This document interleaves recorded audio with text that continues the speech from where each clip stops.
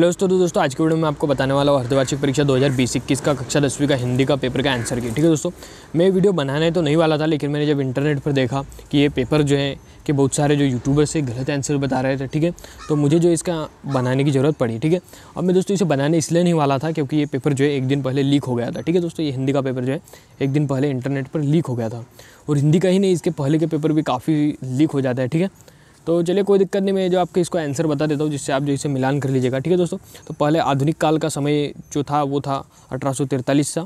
ठीक है, द्विवेदी युग जो महाकाव्य है वो है प्रिय प्रवास। ठीक है, श्री कृष्ण के माथे पर लगे टीके की तुलना की गई थी, यानी सूर्य से की गई थी, यानी रवि से हम लिखेंगे। अगला कुंती की माँ थी। ठीक है दोस्तों, तो जो कुंती माँ थी किसकी थी? पांडवों की माँ थी। अगला सांदीपनी आश्रम कहाँ स्थित है? ठीक है दोस्तों, सांदीपनी आश्रम हमारे एमपी के उज्जैन में स्थित है, तो यहाँ पर आपका उज्जैन लग जाएगा। अगला आपका कमला पद्मा श्री गणेश। ठीक है, कमला पद्मा और श्री किसके पर्यायवाची है? ठीक है, तो कमला पद्मा और ये जो श्री है ये आपके लक्ष्मी के पर्यायवाची है। ठीक है, अगला आपका निवेदिता का अर्थ है। ठीक है, तो दोस्तों निवेदिता का अर्थ क्या है दोस्तों? समर्पित। ठीक है, तो यहाँ पर आपका समर्पित टिक लग जाएगा। अगला है आपका प्लेग नामक रोग फैला था। ठीक है, तो प्लेग नामक रोग दोस्तों कलकत्ता में फैला था, और कलकत्ता आपका टिक लग जाएगा। अगला है निधन निश्चय से, निश्चय से कौन सा संधि का उदाहरण है? ठीक है दोस्तों, तो ये विसर्ग संधि का उदाहरण है। अगला आपका प्रयोगवाद का जनक कहा जाता है। ठीक है दोस्तों, तो अज्ञेय जी को जो है प्रयोगवाद का जनक कहा जाता है। ठीक है, और इसके बाद जो है आपके दोस्तों प्रश्नोत्तर थे, जिनमें काफ़ी मुझे लगता है काफ़ी अच्छा आपने किया होगा। ठीक है, तो हम बढ़ते हैं हमारे खंड ब की ओर। तो खंड ब में आपका प्रश्न था दोस्तों तुलसीदास जी की भाषा है। ठीक है दोस्तों, तुलसीदास जी ने अवधी भाषा में रचनाएं की है। ठीक है, तो हम अवधी लिखेंगे। विनय पत्रिका के रचिता है। ठीक है, तो तुलसीदास जी का ये महाकाव्य है विनय पत्रिका, इसलिए हम विनय पत्रिका को यहाँ पर तुलसीदास के एक राइटर है इसके। अगला आपका नीति अष्टक के नीति में दोहे संकलित है। ठीक है, तो नीति अष्टक में 8 दोहे जो यहाँ पर संकलित है।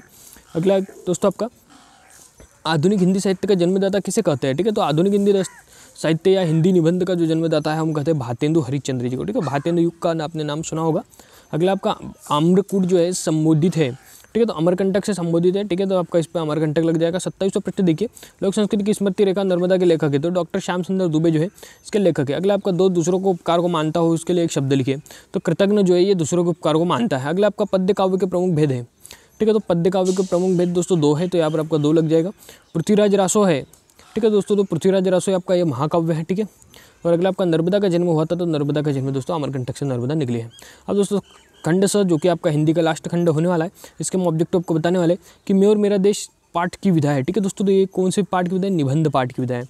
अगला दोस्तों आपका कन्हैयालाल मिश्र प्रभाकर जी थे। ठीक है, तो ये जो है गांधीवादी थे। ठीक है, अगला आपका वीररस का स्थायी भाव था, तो वीररस का स्थायी भाव दोस्तों उत्साह है, तो यहाँ पर आपका उत्साह टिक लग जाएगा। अगला आपका दोस्तों संचारी भाव की संख्या है। ठीक है दोस्तों, संचारी भाव की संख्या यहाँ पर 33 मानी गई है, तो हम 33 लिखेंगे। अगला आपका दोस्तों भानीमल का अर्थ शब्द है। ठीक है दोस्तों, मणियों का माला भानीमल का यहाँ पर अर्थ शब्द है आपका। तो अगला आपका चंद्रशेखर में समास है, तो चंद्रशेखर में दोस्तों बहुब्रीवी समास है।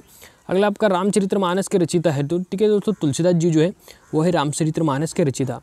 अगला दोस्तों शल्य चिकित्सा में औजार बनाए जाते हैं।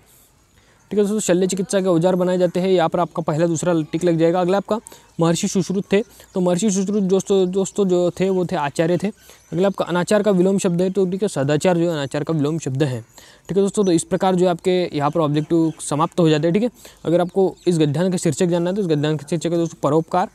ठीक है, और बाकी दोस्तों उम्मीद करता हूँ आपका पेपर अच्छा गया होगा। ठीक है, ये पेपर लीक था तो मुझे तो लगता है सभी स्टूडेंट तक पहुँचा होगा। ठीक है, तो आप अपना कमेंट में अपने राय जरूर दीजिएगा। चलिए मिलते हैं नेक्स्ट वीडियो में।